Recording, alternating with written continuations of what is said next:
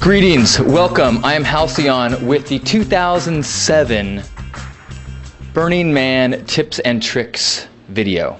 Now you should have probably already spent hours and hours and hours and hours on burningman.com. If you haven't, hit stop and go now. Because there's a zillion, gazillion, bazillion things that you need to learn on there. Survival tips, how much water you need to bring, all that kind of stuff. Importante. Now, once you pass survival, then the trick is how to be fabulous and how to have a fabulous time. So I'm going to give you some tips on how to make your Burning Man experience oh so much more better. Not necessarily your English though, because it won't oh so much be more better than that. Okay, first thing is you got to have some basics on your shopping list. You got to have zip ties, you got to have duct tape, you got to have safety pins. I like to bring colored duct tape because then you can use it for an impromptu decoration. You can fix, if you've got a bike that looks too plain, throw that on there. You can, something is, people run into it at night, it's perfect. Plus it's pink, which puts you in my good favor. Before the burn, I highly recommend getting a glue gun. This is great for people that have no crafting skills. You cannot sew, you cannot rivet or weld or anything like that. The glue gun will connect most things to most things. It's kind of romantic in that way. Before you get started though, what I would recommend is having a bowl of water nearby whenever you glue gun. The reason being, if you get it on your finger as you're doing it, which you will, if you have a bowl of water, you quickly thrust your hand into the water, it will stop you from burning ongoing. It will just be a quick burn. Otherwise, the hot glue stays there, and just continues to burn you. And that's when you get the blisters. If you can get it on you and go straight into the water, you're not going to have blisters.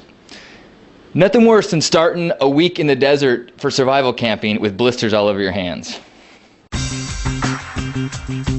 Speaking of which, your hands are going to get thrashed in the desert.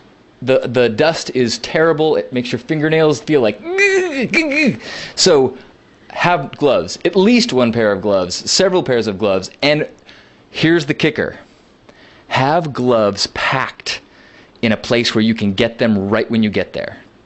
Otherwise, you're going to get there, you're going to be excited, you're going to start setting up camp, and by the time you unpack your gloves, you're going to have cuts, and you're going to have... Trust me on this. You got to bring wet naps. A big old thing of wet naps. Not because you got, problems with your diapers. Although, this is the Playa, you can do what you want. My point is, you can't always get a shower. Or by the time you think it's time to shower, it's going to be freezing cold and you really don't want to get in the cold wind for a shower.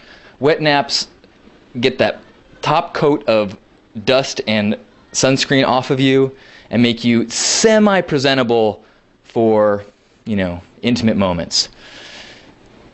If you have a propensity to be intimate with strangers on the Playa, get used to the taste of wet nap. That's all I'm saying.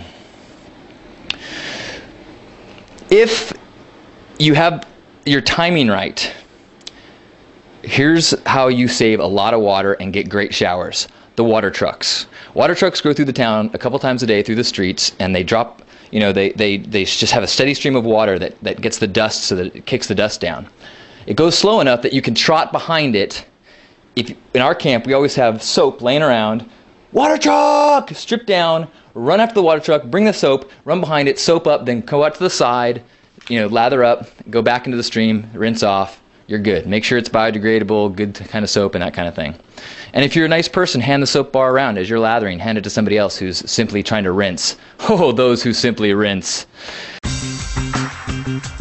Here's a little thing about water trucks, though.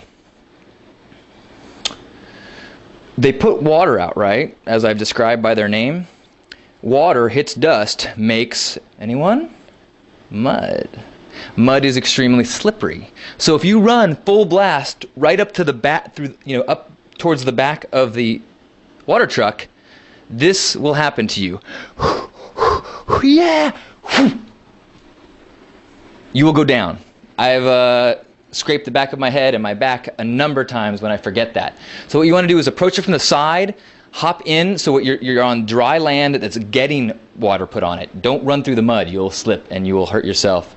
I remember having an experience running after the water truck and then coming to after my minor concussion, covered in mud and naked and scrapes, not knowing where I was. I was several blocks from my camp and just thinking, you know what, this was not as effective a cleaning process as I'd hoped. So remember that. As long as we're getting on the dirty stuff, I got to talk about piss buckets. My Burning Man experience got 100 times better once I embraced the piss bucket. I like to bring one of those big Gatorade jugs that have a handle on them, you know? And so I just buy one that's got, you know, orange or something in it, drink it quickly in the beginning of the trip, and then for the rest of the week, I label it boldly that it's not to be drank, because you don't want my electrolytes secondhand, I promise. And this is a bad example, because this, well, unless you have an anatomy issue that I don't want to touch on, but you want to have an opening that is perfect for, you know, flaccid entry. So in the middle of the night, you don't have to go all the way to a porta potty and put on your clothes. You've been drinking water all day, pounding water. It's so nice to just be able to get up, fill your jug. Don't fill it. Get a big one so you don't fill it. Because overfilling a jug is, well, it's worse than not having one at all. Then in the morning, you walk to the porta potty, dump your bucket, dump, don't throw in.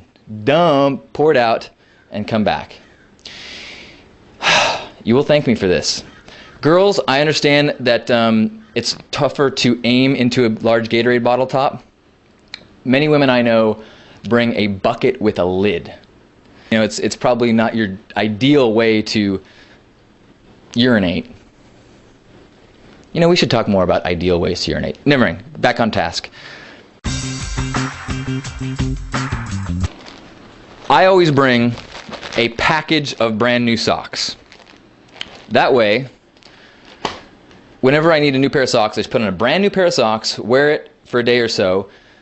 Then when the water truck comes, I strip down everything except for my socks. Run after the water truck in my socks. They get muddy, filthy, caked on, disgusting. I come back to camp. My feet then don't get all muddified because the socks are muddified. Take the socks off, throw them in a bag, and either burn them or take them home to clean later. But just consider them disposable socks. Disposable socks. Shoes. We can go from socks to shoes. Shoes are the holy grail of Playa attire. It is extremely difficult to find comfortable shoes that are also fabulous. I generally err on the side of fabulousness, and that's why I lose my toenail every year. Dancing in big boots has its privileges and its consequences.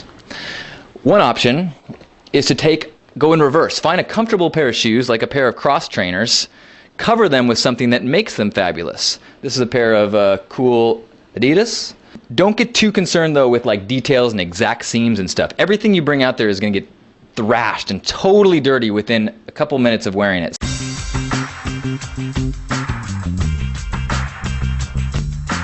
Oh, I need to make one thing very, very clear. This whole video is about tips to help the camping experience a little bit more fun.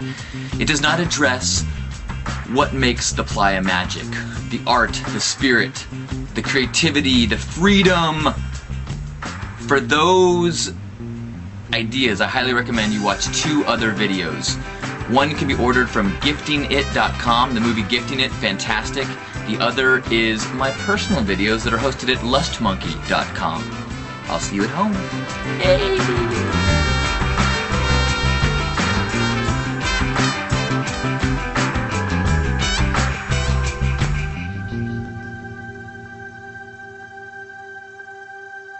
only live once. Enjoy the color.